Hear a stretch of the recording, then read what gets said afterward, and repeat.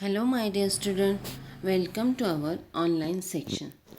Student, हम पढ़ रहे हैं सेक्रेटेरियल प्रैक्टिस और इस सेक्रेटेरियल प्रैक्टिस का आज का हम लास्ट का पार्ट जो हमारा रह गया है वो आज हम पढ़ने वाले हैं। आज हम देखने वाले हैं इंस्टीट्यूशनल सेक्रेटरी और फंक्शंस ऑफ सेक्रेटरी। उसके बाद हम देखेंगे qualifications qualities of a secretary. तो स्टूडेंट, हम शुरू करते हैं institutional secretary. Institutional secretary means यहाँ पे सेक्रेटरी के अलग अलग डिपार्टमेंट में किस तरीके का रोल होता है यहाँ पे बताया गया है। उनकी अपॉइंटमेंट किस तरीके से की जाती है, उनकी क्वालिफ़िकेशन क्या क्या होनी चाहिए, ये उन्होंने बताया है। तो यहाँ पे फर्स्ट हम देखेंगे इंस्टीट्यूशनल सेक्रेटरी में फर्स्ट सेक्रेटरी है secretary of a non profit association. अभी यहाँ पे उनके नाम में उसका मीनिंग है। नॉन प्रॉफिट एसोसिएशन यानी ऐसी फर्म जिनका मेन एम जो है वो प्रॉफिट कमाना ये नहीं है। यानी a non profit association means the organisation forms to promotes the socials and educational, cultural, arts and sports activities with the intentions of providing servicing and non to earn a profit. इनका profit कमाना ये उनका M नहीं है, तो सिर्फ उनको service provide करनी है, इंस्टीट्यूशनल सर्विस प्रोवाइड करनी है, ये उनका एम है। तो उसकी सेक्रेटरी के अपॉइंट जो किया जाता है, तो non profit association looked after the manage committees which is the elected by members. वो मेंबर्स जो होते हैं उस कमिटी में का ही एक सेक्रेटरी को मेंबर में का ही एक सेक्रेटरी को चूज़ किया जाता है। द सेक्रेटरी में be full times and part time. वो सेक्रेटरी फुल टाइम होना चाहिए फिर पार्ट टाइम होना चाहिए। बेसिकली उनकी जो सैलरी भी होती है तो वो फुल टाइम होती है या फिर पार्ट टाइम भी मिलती है उनको। फॉर एग्ज़ाम्पल हम देख सकते हैं रोटरी क्लब होता है, लायन क्लब होता है, स्पोर्ट्स क्लब होता है, कल्चरल क्लब होता है, चैम्बर्स ऑफ कमिटीज़ होती कॉमर्स होता है। इस तरीके का जो होते हैं वहाँ पे ये सेक्रेटरी के अपॉइंट किया जाता है। There is a no prescribe qualification. इनकी कोई क्वालिफिकेशन नहीं होती। जो भी सेक्रेटरी शुड बी यानी basic functions of the organisation of the knowledge of the filings and computers correspondence are the basic requirement for the types of organisation. उनकी basic कोई qualification नहीं होती। ये जो मेंबर्स होते हैं उनका ही ये एक सेक्रेटरी को अपॉइंट किया जाता है। सेकेंड हम देखेंगे secretary of a cooperative society. अभी बहुत सारी कोऑपरेटिव सोसाइटी आपको मालूम होगी। A cooperative society is an association forms voluntary bye minimum 10 members और मोर। यहाँ पे उनके 10 मेंबर्स होने चाहिए तभी ये कोऑपरेटिव सोसाइटी एस्टेब्लिश होती है। इन महाराष्ट्र इज द सोसाइटी आज register under the Maharashtra state cooperative society act 1960 का जो एक्ट है उस एक्ट से ही इस कोऑपरेटिव सोसाइटी को इस्टेब्लिश किया जाता है। फॉर एग्ज़ाम्पल हम देखेंगे कोऑपरेटिव बैंक्स होते हैं, कोऑपरेटिव हाउसिंग सोसाइटी होती है, कंज्यूमर्स कोऑपरेटिव स्टोर्स होते हैं।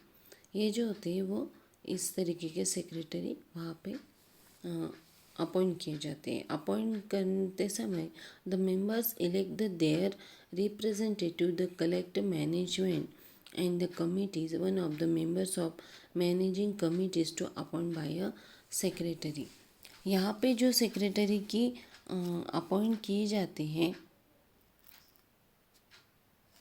तो जो मेंबर्स होते हैं उनके उन मेंबर्स में का ही एक सेक्रेटरी को यहाँ पे अपॉइंट किया जाता है। यानी for a larger scales cooperative organisation secretary में be appointment appointed as a full time employ और सैलरी बेसिस। यहाँ पे उनकी सैलरी फिक्स की जाती है, उनको फुल टाइम यहाँ पे वर्क करना पड़ता है। The secretary of a cooperative secretary such as does not have a specific qualification, उनकी भी कोई भी स्पेसिफिक क्वालिफिकेशन नहीं होती। Secretary should have a good knowledge of the cooperative society, उनको सिर्फ गुड नॉलेज होना चाहिए और फिर वो गाइडेंस करने को उनको आना चाहिए। थर्ड जो है secretary of a joint stock company, यहाँ पे a joint stock company is a forms of organisation which is the consider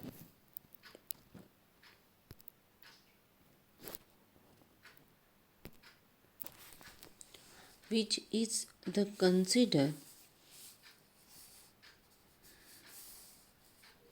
to be most suitable one of the organizing business activities on a large scale। यानी यहाँ पे ये जो secretary हम बताने वाले हैं, आगे का जो आपका सेकंड टॉपिक है वो पूरे जॉइंट स्टॉक कंपनी का ही है, आपको वहाँ पे उसका मीनिंग पता चल जाएगा।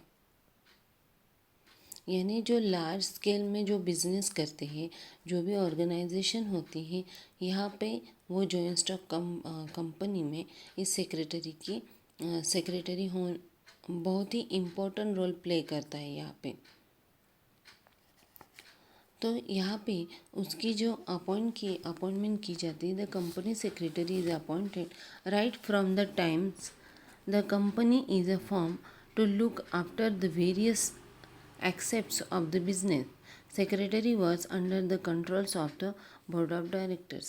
सेक्रेटरी जो होता है उस बोर्ड ऑफ डायरेक्टर्स का कंट्रोल वहाँ पे होता है सेक्रेटरी के ऊपर। उनका मेन जो रोल होता है वो सबको कंट्रोल में करना है, यानी जो मेन बॉडी पे जो ओनर्स होते हैं वो ओनर्स और जो एम्प्लॉयज़ होते हैं उनके बीच में का काम ये सेक्रेटरी करता है। Appointment of a company secretary as per the company act 2013 के कंपनी एक्ट के अनुसार इस सेक्रेटरी की अपॉइंटमेंट की जाती है। Company secretary is included in the definitions of KMP।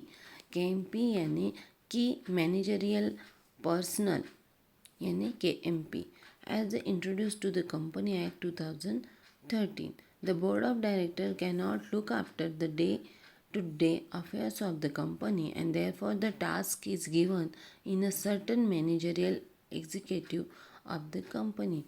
ये जो होते हैं मैनेजरियल एग्जीक्यूटिव जो होते हैं वो इस कंपनी को अपॉइंट करते हैं। Qualification as per the section 2003 of the company 2013, the company secretary must be members of the institutional of company secretary of India ICSI। ये जो है उनकी क्वालिफिकेशन होती है। अभी फोर्थ हम देखेंगे secretary of government department. Government department are those department working under the various ministry of the states and central government.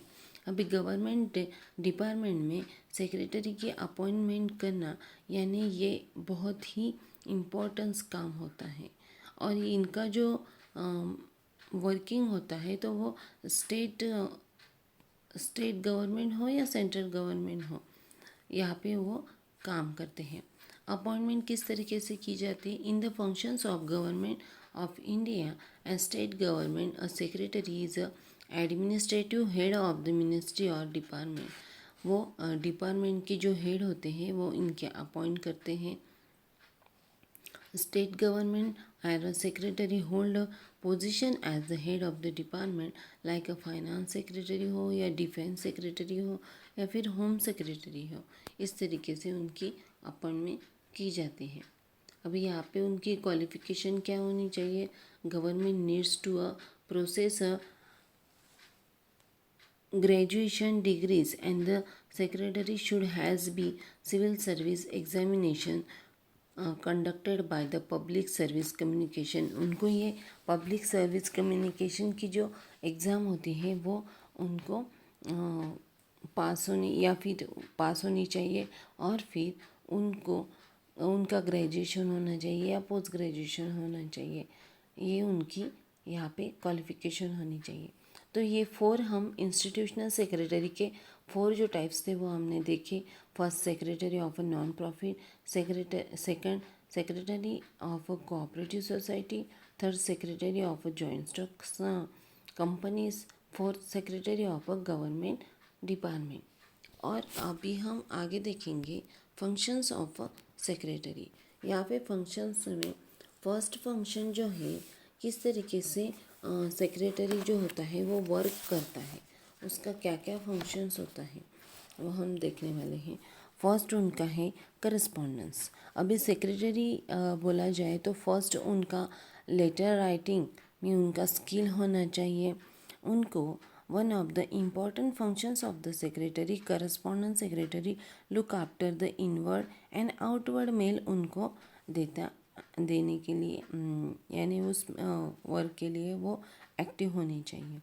फिर replying to inquiries for the outside government department में जो सेक्रेटरी होते हैं तो उनकी इंक्वायरी किस तरीके से की जाती है, या फिर स्टेक होल्डर जो होते हैं, secretary also look after the various recorded of the organisation की जो भी रिकॉर्ड्स हैं वो सेक्रेटरी के पास होनी चाहिए, या फिर उनको वो रखनी चाहिए। रिकॉर्ड रखना ये उनका इम्पोर्टेंट फंक्शन है। Second, office management. Secretary is responsible for the efficiency of the entire office rounding. A secretary supervise and control the staffs and look after the activities of the association. Secretary has to guide provide, यानी यहाँ पे secretary को main role जो होता है वो office में जो मैनेजमेंट करना होता है तो वो मेन रोल होता है। एम्प्लॉयज़ जो होते हैं एम्प्लॉयज़ की तरफ ध्यान देना, या फिर उन पर कंट्रोल बना के रखना, या फिर स्मूथ फंक्शन किस तरीके से चले ये देखना। The secretary also has to look after the training promotions. उनका मेन फंक्शन क्या होता है? Training, promotion and transfer of the office staff का ट्रांसफ़र हो, ये मेन फंक्शन उनका होता है।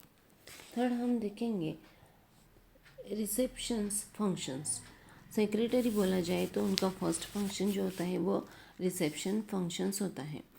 जब हम प्राइवेट सेक्रेटरी देखते हैं या personal secretary attend the telephone calls and various attend the inquiries या फिर फिक्सेशन ऑफ अपॉइंटमेंट, ये उनका मेन फंक्शन होता है। Fourth, financial functions. Secretary handles the banking transaction and maintain the proper books of the account. उनका main proper books of account उनको maintain करना चाहिए। बैंकिंग का ट्रांजैक्शन करना ये मेन फंक्शन होता है। Secretary has to keep a watch the receipt and the payment. Receipt और पेमेंट पे उनको ध्यान देना चाहिए। Secretary provide the necessary information to employers. उनके एम्प्लॉयर्स की नेसेसरी इंफॉर्मेशन भी सेक्रेटरी के पास होनी चाहिए। 5, अरेंजिंग द मीटिंग। सेक्रेटरी का मेन दूसरा जो फंक्शन है तो वो मीटिंग अरेंज करना। जो भी होल्डर्स होते हैं, जनरल मीटिंग हो या फिर meeting of the boards and meeting of the committees जो भी होता है तो as per the provision act के अनुसार उनको वो मीटिंग अरेंज करनी होती है। तो वहाँ पे उनको ड्राफ्ट हो या नोटिस हो, फिर एजेंडा हो, को अलग अलग एजेंडे होते हैं, या फिर also maintenance of the meeting. जो फंक्शंस होते हैं वो फंक्शन यहाँ पे उनको करने हैं। 6, statutory function. The secretary has to comply with the provisions of the act and applicable to the organisation. यानी यहाँ पे हमें डिफरेंट जो फंक्शंस होते हैं तो उस डिफरेंट फंक्शन में हमें जो भी गवर्नमेंट के ऑर्गेनाइजेशन में हो या फिर एक्ट में जो जो उनका काम है तो वो सेक्रेटरी को करना है। यानी फॉर एग्जांपल हम देख सकते हैं कि यहाँ पे टैक्स एक्ट हो या स्टैम्प एक्ट हो या शॉप एक्ट हो या goods and services tax act हो, तो ये उनको उनके जो भी गवर्नमेंट के रूल्स है उनको ध्यान में रखकर ये फंक्शन करनी चाहिए। 7. Assistance in the formulating policies. The secretary has to collect the statistical data and the information. The function assists the management in the formulating and policies. जो भी फॉर्मुलेटिंग पॉलिटीज़ जो होती है वो करनी चाहिए उनको। डाटा जो होता है वो कलेक्ट करके रखना चाहिए। फिर आगे है प्रोवाइडिंग इंफॉर्मेशन। जो भी सेक्रेटरी का वर्क क्या होता है, इंफॉर्मेशन प्रोवाइड करना, ये मेन उनका फंक्शन होता है। उनका एक्यूरेट द इंफॉर्मेशन उनको होनी चाहिए। या फिर कौन कौन से डिपार्टमेंट में, अभी हमने 4 डिपार्टमेंट देखे, तो चारों डिपार्टमेंट में अलग अलग उनका रोल होता है, अलग अलग टाइप की उनकी इंफॉर्मेशन उनको चाहिए होती है या फिर उनको प्रोवाइड करनी होती है। Provide relevant information to the management, managerial bank हो या फिर गवर्नमेंट डिपार्टमेंट हो या शेयर होल्डर्स हो या फिर एम्प्लॉयज़ हो, ये अलग अलग तरीके की उनको इन्फॉर्मेशन प्रोवाइड करनी होती।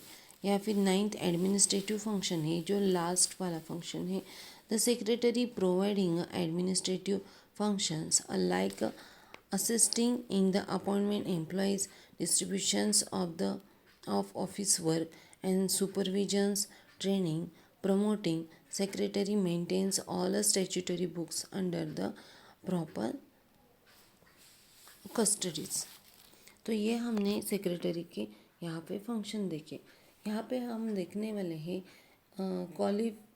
Qualities of a secretary. अभी आपको ये पूरे चैप्टर्स में आपको पता चल गया होगा कि सेक्रेटरी की क्वालिटीज़ क्या क्या हैं। तो कुल मिला के 13 क्वालिटीज़ यहाँ पे सेक्रेटरी की बताई गई हैं।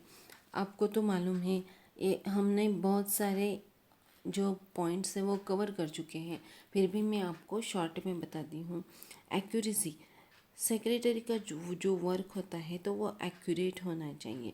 या फिर ड्राफ्टिंग लेटर्स हो, रिकॉर्डिंग मेंटेनिंग करना हो, तो ये जो होता है उसमें एक्यूरेसी होनी चाहिए। Second, adaptability. Adaptability means ability to adjust oneself to the changing situation. यानी सिचुएशन किस तरीके की हो उस तरीके से उनको चेंज होना पड़ता है।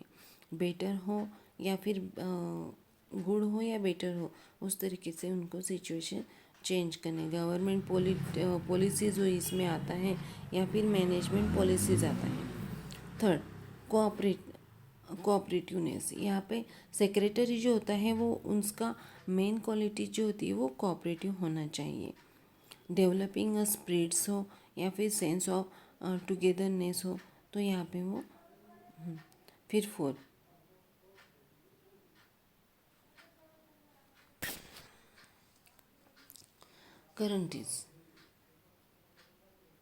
Contrancy. It implies politicals and kidneys. The secretary should be contrancy with the dealing with the peoples and the approach the create a positive impressive about the employers and the organizations. 5. इंटेंटिव यानी यहाँ पे person जो tendency होते हैं तो वो take effort. इंटेंटिव का मतलब हम कह सकते हैं कि वो लीडरशिप उनको लेनी पड़ती है। बहुत सारी लीडरशिप यहाँ पे उनको आनी चाहिए, कहाँ पे लीडर होना है और कहाँ पे लीडर नहीं होना है। तो ये बहुत सारे हमें यहाँ पे उनकी क्वालिटीज़ दिखाई देती है। उसके बाद लीडरशिप जो होता है वो 6 पॉइंट है। इंटेंसिव मैंने यहाँ पे बहुत सारे स्टाफ के प्रॉब्लम्स होते हैं, तो स्टाफ के प्रॉब्लम सॉल्व करने के लिए उनको आगे जाके उनको पुढ़ाकार लेना पड़ता है, तो उसको बोलेंगे हम। फिर लीडरशिप तो उनके पास होनी ही चाहिए। फिर उसके बाद लॉयल्टीज़। अभी यहाँ पे लॉयल्टीज़ यानी कंपनी का जो सेक्रेटरी होता है तो उनको कॉन्फिडेंशियल्स उसका नेचर होने चाहिए, यानी उसको जो कॉन्फिडेंशियल्स ऑफिसर्स जो जो इंफॉर्मेशन होती है तो वो कॉन्फिडेंशियल ही रखनी चाहिए, बाहर उनको वो नहीं देनी चाहिए। तो ये होता है। फिर ऑर्डर लाइंस हो, या फिर आगे के हम प्लेसिंग रिस्पॉन्सिबिलिटी हो, या फिर नॉलेज सीकर्स हो, ये सब क्वालिटीज जो होती हैं, तो ये सब क्वालिटीज़ सेक्रेटरी को आनी चाहिए। तो हमने दोस्तों आज हमने देखा कि सेक्रेटरी के फंक्शन क्या होते हैं, क्वालिटीज़ होती हैं, और उसका जो हमने इंस्टीट्यूशनल सेक्रेटरी में जो 4 पार्ट थे वो भी हमने आज स्टडी किए। तो यहाँ पे हमारा फर्स्ट चैप्टर क्लोज होता है। धन्यवाद।